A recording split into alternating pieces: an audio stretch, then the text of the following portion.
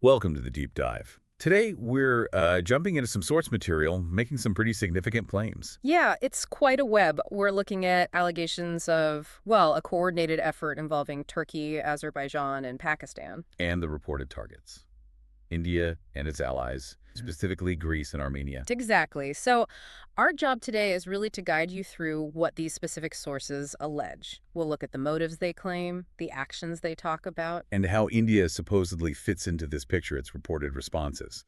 It's definitely a complex set of claims presented here. It is. And we'll help unpack the key pieces from this material for you. Okay, so where do these sources kick things off? They seem to start with a specific conflict. Right. A limited 4-day conflict described between India and Pakistan.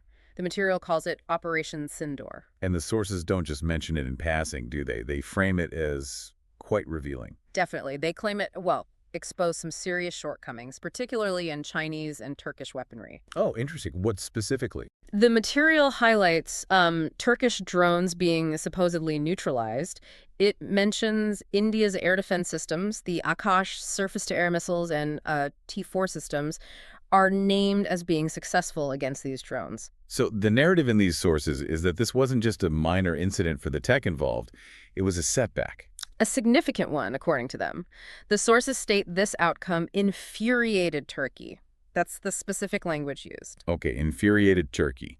And what allegedly happened next, according to this material? Well, the sources describe a meeting that followed. It allegedly involved Turkish President Erdogan, Pakistan's Prime Minister Shahbaz Sharif, and Azerbaijan's President Ilham Aliyev. A meeting of the three leaders. And the purpose. According to the sources, it was all about strategizing after this, well, perceived defeat with the drone performance. And did anything concrete come out of it, based on the sources? The sources claim they announced plans to strengthen their defense ties. And this is really where the material starts talking about a dangerous plot, as they call it. A dangerous plot. What's the alleged focus of this plot? The sources claim it was kind of divided. Pakistan would focus on Kashmir, while Turkey and Azerbaijan would turn their attention to India's allies, Greece and Armenia. How so? By targeting them directly. By bolstering military preparations against them, is the claim. That's the alleged strategy outlined in the material. Right. So building on that alleged meeting and strategy, the sources then shift focus, particularly to Turkey's reported actions towards Greece. Yes, the material claims that after India, supposedly countered those Turkish drones effectively, Erdogan increasingly targeted Greece. And Greece is explicitly described as an ally of India in these sources. And were there specific threats mentioned in the material? Yes. The sources alleged Turkey claimed it could shoot down Greek aircraft. They even apparently drew parallels to Pakistan's alleged downing of Indian jets. Sort of like, we can do this too. The sources also mention Greece's military purchases, don't they? Their Rafale jets. They do. Greece acquired 24 Rafale jets from France recently, and according to this material, this move further provoked Turkey. Provoke them how? Well, the sources claim Turkish state-sponsored media started questioning the capabilities of the Rafale jets, trying to, downplay their effectiveness. So the sources are painting a picture of escalating tensions, using the India-Pakistan situation, or at least the claims about it, as a sort of backdrop or maybe justification. That seems to be the angle presented. The material suggests this long-standing tension between Turkey and Greece got, well, another layer, reportedly citing the India-Pakistan drone issue. And the sources detail some pretty provocative claims attributed to Turkey, right? Especially regarding Greece. Extremely provocative. One example the sources cite is an alleged 2024 speech by Erdogan. What did he supposedly say?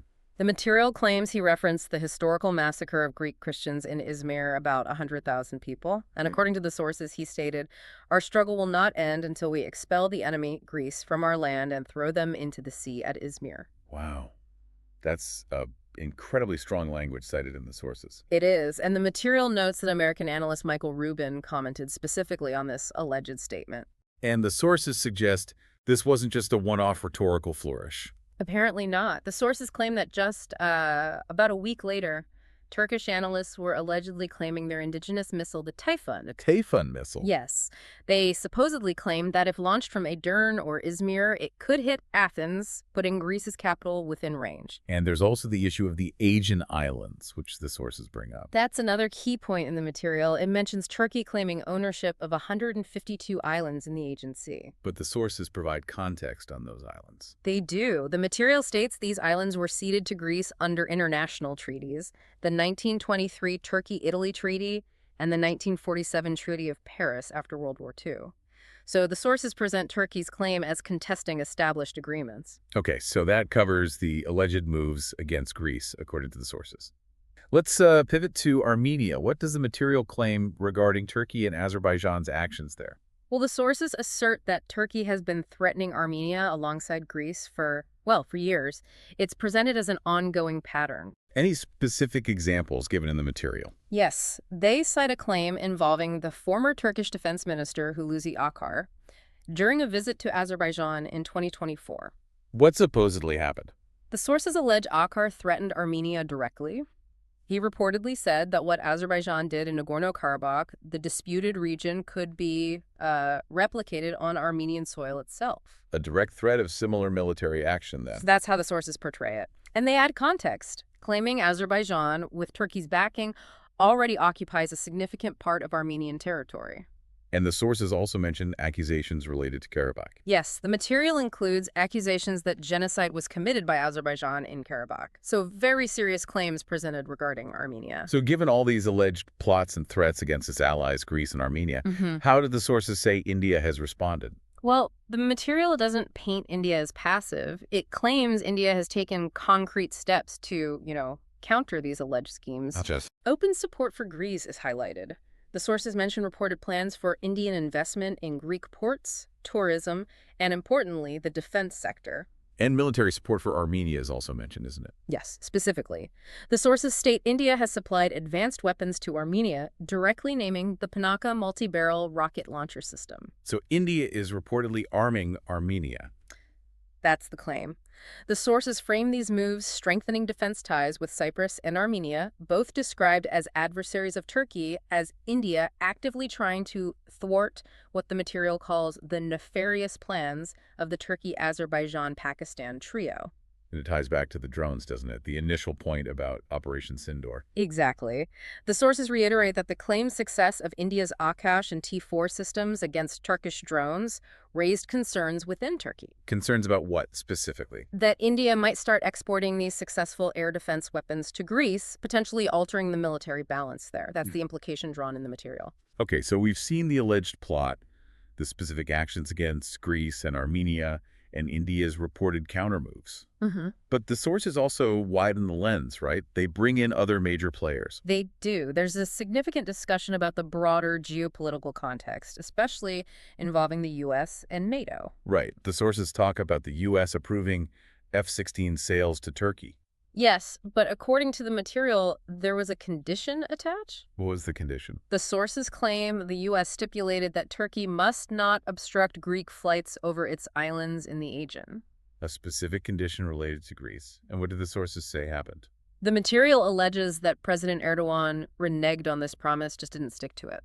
Which is particularly interesting, as the sources point out, because both Turkey and Greece are NATO members, allies supposedly within the same military alliance. Exactly. It raises questions about alliance cohesion.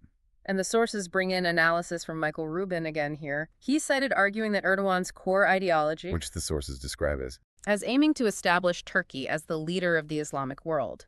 Rubin, according to the material, argues this ideology poses a fundamental threat to NATO's stability. A threat from within the alliance, basically. That's the perspective presented in the sources. And they conclude this section with a pretty stark warning. Which is? The material suggests that ignoring this reality, this tension and ideological clash, could actually pave the way for another war in Europe.